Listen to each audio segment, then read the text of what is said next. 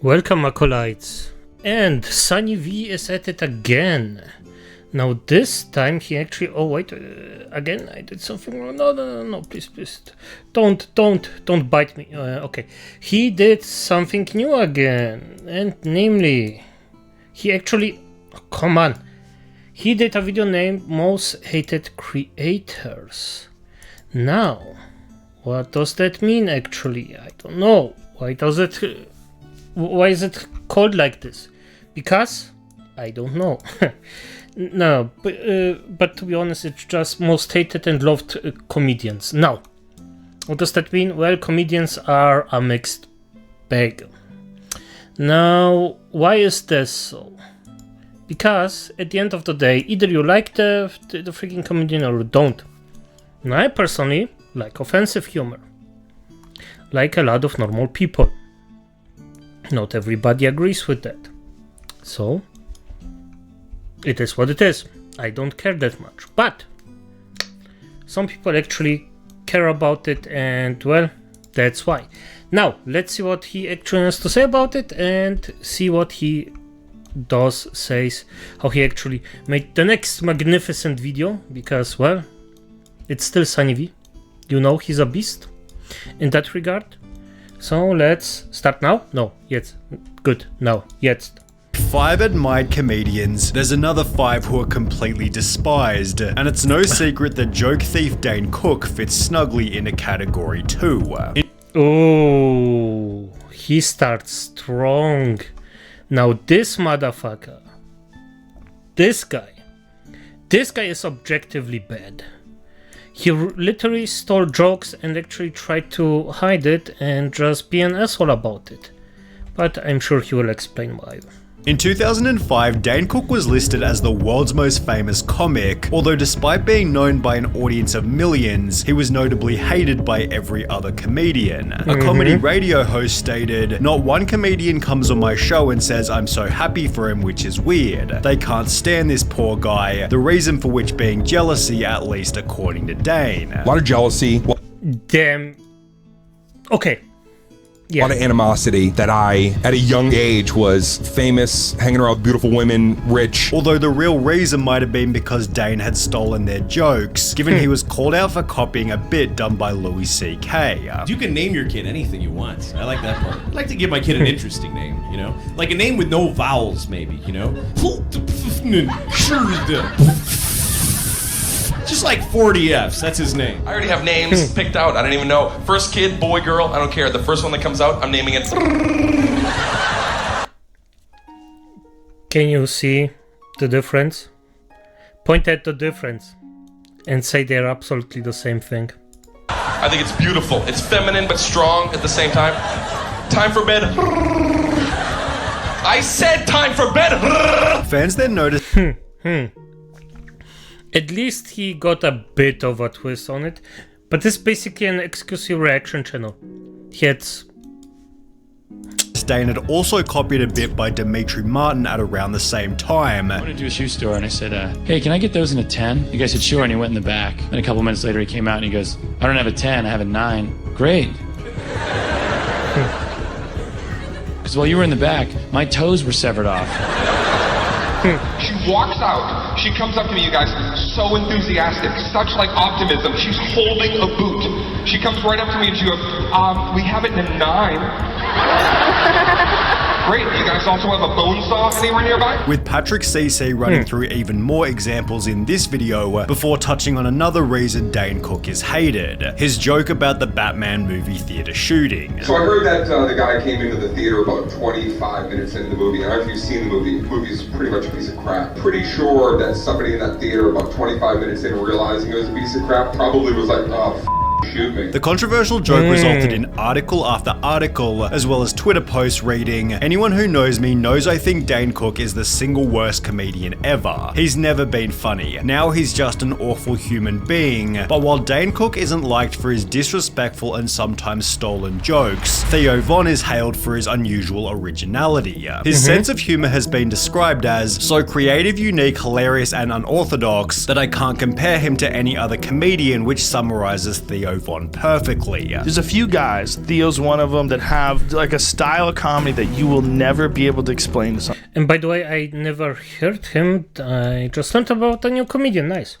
They gotta go see him. When you hear him say, "We had this one guy," you know you're about to hear a wild story full of bizarre situations and metaphors described in the strangest yet most perfect way possible. This gentleman had half a limb, and which limb? He was missing part of his leg, I think. Or he said he was, so he could have been faking it.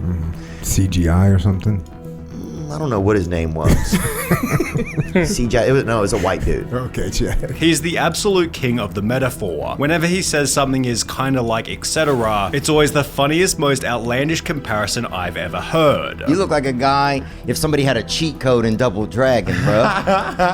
And they got to use an ultimate character, man. D'Antoni. Amen, dude. There are multiple compilations dedicated to Theo Von's absolutely wild sayings, although at the same time he's able to show his softer, more vulnerable side in moments where it's appropriate. Theo's podcast this past weekend has risen to become the 7th most popular podcast on Spotify, while Brendan Schaub's bad reputation has caused his podcast to trend in the opposite direction. Brendan had previously been a UFC fighter, however after a string of losses, he was convinced by Joe Rogan and Brian Callen to retire and instead pursue comedy. You have a future in other things that you're really good at. Like, you're really funny. You say funny shit, man. Yeah, you do. You have a ridiculous talent for that. Although with comments on Brendan's stand-up like, "This is the best example of normal people thinking they're funny because they make their friends laugh," his sets aren't exactly the greatest. His first stand-up special titled You'd Be Surprised received an IMDb rating of 1.4 out of 10 stars and was labeled in front of millions as the worst comedy special I've ever seen. It was so bad that even Joe Rogan made a few little jokes about it. The first one, I would have probably tried to talk you out of it, but I already talked you out of fighting. Yeah. And I was like, I can't talk about this too. However, for Brendan, the worst was yet to come. 3 years after his first special, Brendan Schaub released another one titled Gringo Papi, which received an even lower IMDb score of 1.1 out of 10 stars, meaning he was unable to sell it to a major buyer like Netflix. Instead, he uploaded the special to his YouTube channel, where it received an 85% dislike ratio and comments such as, "Damn, this guy sure has some hidden talent. Hope he finds it one day. Every time I feel down, I watch Gringo Papi. Then I realize whatever has me down or whatever adversity I am facing isn't as bad as this comedy special." You know it's a Brendan Schaub stand-up special when the comments are funnier than the actual video. With the stand-up again being labeled as the worst comedy special of all time, it seems Brendan's main problem is that he isn't very skilled, and the audience has therefore been gravitating towards Shane Gillis. He got his big break in 2019 after being cast on Saturday Night Live, which he was then fired from immediately after the media dug up controversial comments made on his podcast. And then I got canceled immediately. You got canceled on the way. They literally were like, "How about this guy?" And everyone was like, "No." Shane responded by writing, "I'm a comedian who pushes boundaries. Sometimes I miss. If you go through my 10 years of comedy, most of it bad, you're going to find a lot of bad misses. But while this made him unsuitable for SNL, this was ironically exactly what the wider comedy audience wanted.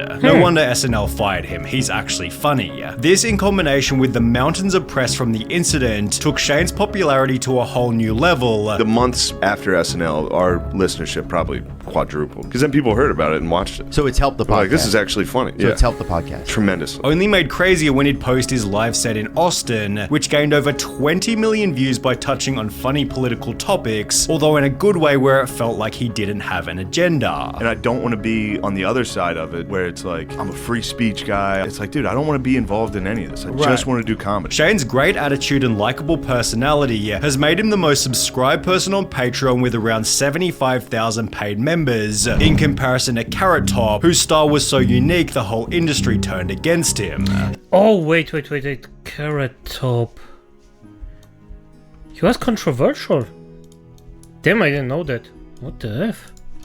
What did that guy do? What?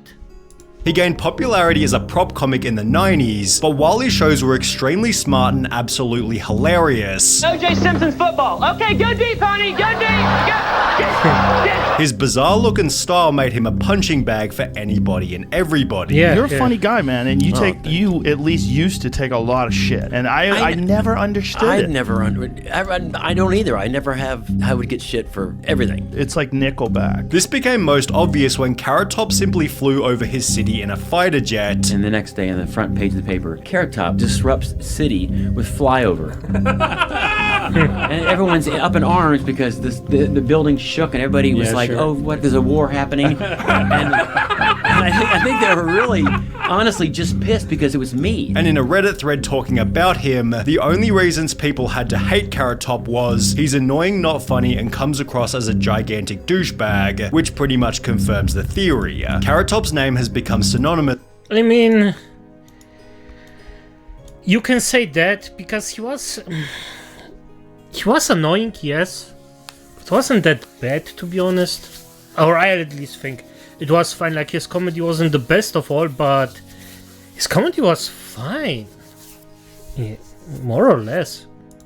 With bad comedian we should make fun of. In another article, Carrot Top was described as the most successful comedian no one will admit to liking, with one of these haters being another comedy legend. So is Billboard just going coals on me? I mean, just right?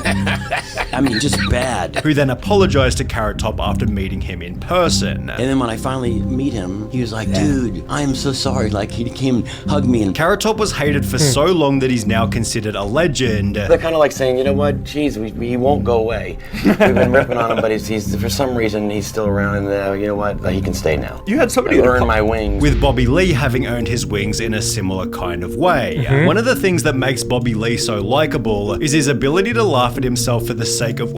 Yeah, that's what I wanted to say. Bobby Lee is a legend. This guy is just freaking awesome. This guy, I don't know who the F would actually hate this guy. He's really... What can I say except for freaking funny? You might disagree with me, but he's not a hateable guy. Audience entertainment. Bro, you're the worst looking of all of us. What do you think he is out of 10, for real? You're a 2, buddy. 2, buddy. You're like a 2.5 at most, probably closer to a 1.5. Give me a bigger number. Okay. You want an honest no, number? Honest. Okay. You want the honest number? Please. I was being generous as a 1.5. I'm a 1.5? Something close to 1.7. Did you say what? Showing that he's comfortable in his own skin. This helps him deliver some of the most savage roasts on the internet. My dad abandoned me, but then I love my mom. In your face! He doesn't have a dad!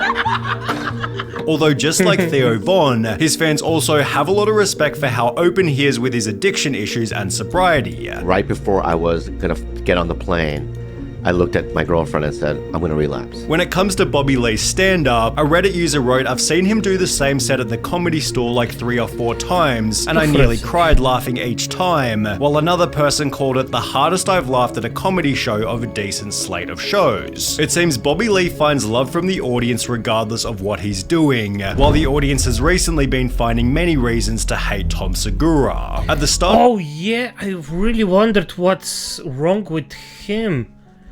Because I remember him to be actually quite a funny guy, without any real reasons to hate him, but yeah, in the last time he just went somehow apeshit, I don't know how, but he got in a lot of hate.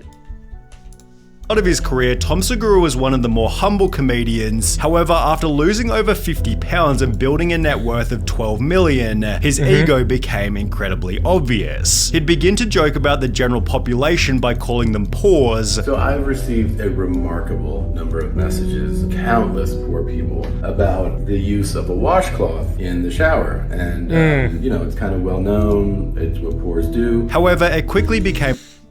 I understand. This is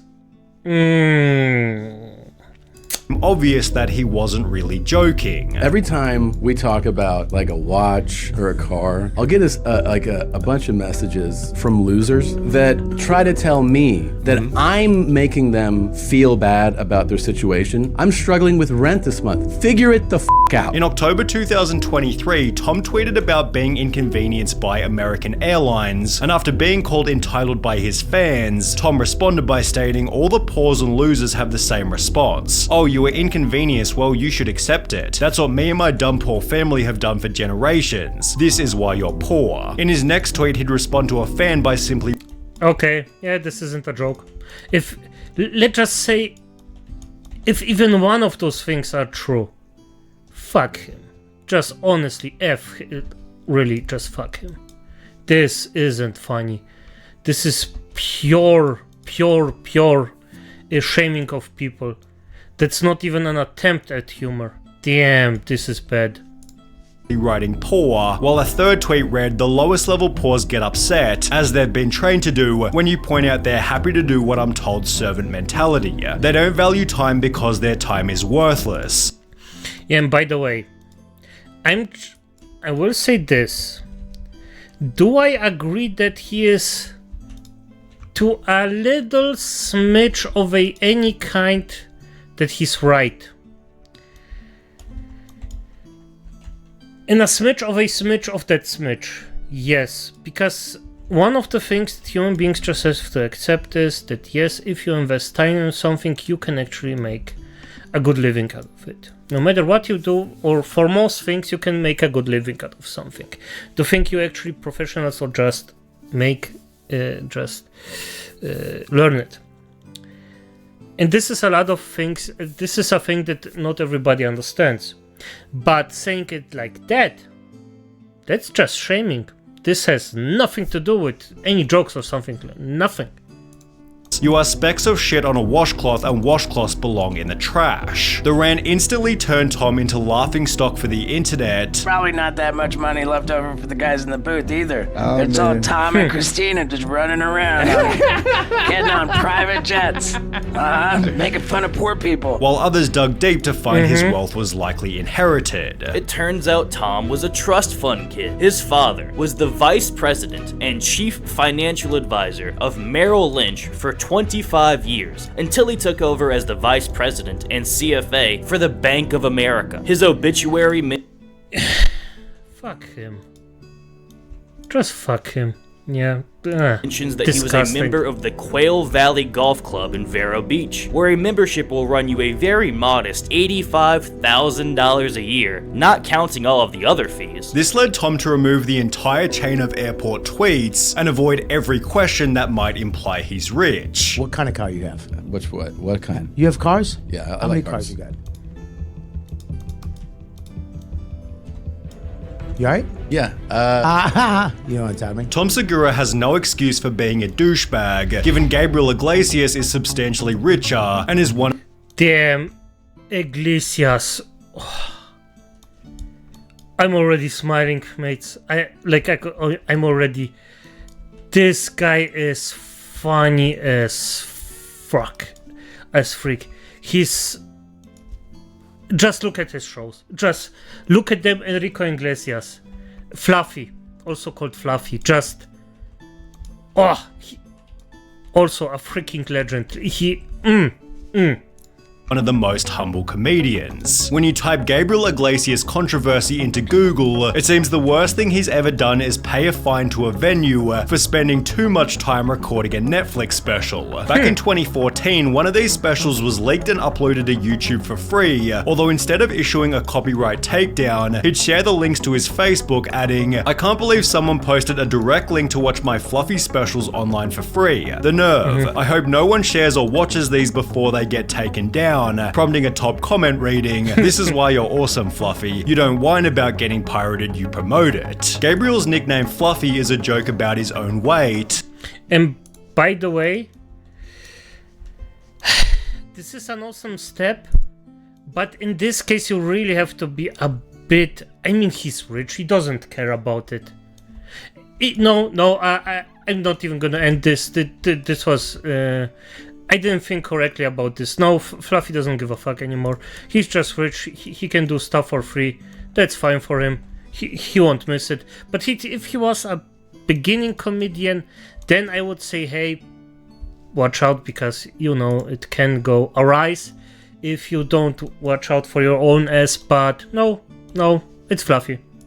out, which like Bobby Lee shows he's comfortable in his own skin. Although at the same time, Gabriel explained to Joe Rogan that he'd recently lost 70 pounds as a result of following better habits. And it was bad habits that led Carlos Mencia to become incredibly hated. The collapse of his reputation began after Joe Rogan wrote a blog post titled "Carlos Mencia is a weak-minded joke thief," which read, "The latest and most disgusting joke thief of all is a guy named Carlos Mencia. The really crazy thing is that's not even his real name. He sells himself as being Mexican, but the reality is his real name is Ned Wholeness, and he's actually half German and half Honduran. The Mexican hook is something he did to integrate himself with the local Mexican population of LA where he started. From here, Joe began calling him Carlos Menstelia before confronting him on stage in an actual comedy club, which was recorded and uploaded to YouTube. It's easy to say you steal shit, but I don't, because I'm not a little bitch. I think that every time you open your mouth, you talk about me, I think that you're secretly in love with me." Despite denying the allegations, Carlos was then exposed for stealing from Bill Cosby and Ari Shaffir, after which Carlos made the crazy decision to own the fact that he stole all his jokes. His attitude was this, like, yeah, I steal. If I'm in the back of the room, you better watch your material, because I'll take it, remix it, and make it a hit. From here, almost every comedian destroyed Carlos Mencia. A lot of your material, I'm not saying all of it, but a lot of your material was too similar to Paul Mooney or Bill Hicks. And he went from performing in stadiums to small clubs. There's a heavy price to pay for cutting corners in comedy, whereas Chris Rock discovered there's much to gain in the power of a single slap. Chris Rock has been admired and respected since the mid-1980s, although it seems being slapped by Will Smith made him even more loved. Ironically, the Will Smith slap made Chris a beloved winner. Will Smith accomplished the impossible with one targeted slap. Now everybody loves Chris. This was reinforced when Dave Chappelle was attacked on stage, after which Chris Rock jumped on the mic to ask, "Was that Will Smith?" Chris Rock just proved that if someone does you wrong in life, just wait, and the perfect moment will present itself. Proud of Chris Rock. He didn't let— Damn, Chris Rock. There are so many legends in here. So yeah, Livy. So SunnyV did literally. He meant it as he said. He said, hey, literal legends, like literally beloved, because those guys are loved everywhere. This isn't even close. Not even close, I say. I'm saying. But damn. Let the Will Smith incident take him to a place of bitterness and anger, but stays humble and even makes a joke out of such a difficult spot to be in. There could not have a more perfect moment to drop that line, and the fact that Chris Rock wasn't really talking about the altercation before leading up to this just adds to the perfection of his delivery, and when Chris Rock did address the controversy in his special, he reinforced a winner's mindset. But I'm not a victim, baby. You will never see me on Oprah or Gail. I couldn't believe it, and I love Men in Black. No, I took that hit like Pacquiao. His city. Damn, SunnyV. He really makes me think about things. This is beautiful. I love this guy. This guy, as I said, like I love SunnyV because of the following things. He does good videos. That's the first, like, perfection. Like extremely nice videos. That are just, I mean, oof, it's everything about him. Oof, it's just majestic. I think he's gonna go as a legend.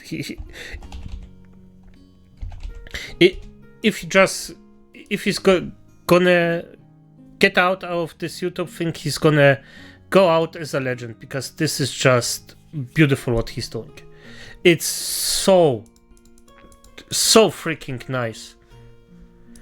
And the thing is, it's no, I just cannot say and by the way, good videos, the voice perfect, and he always makes me think about something every time. If he does something, I'm like, yeah, maybe this, or just like now, a new comedian that I never seen.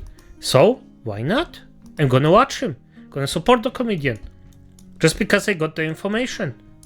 F it, why not? It is what it is. Don't have to be an ass about it. I don't have to make a reaction video about it, but I'm just gonna do it in my time. It's just beautiful. This isn't something that everybody can do or would do. But as it is, acolytes, good night.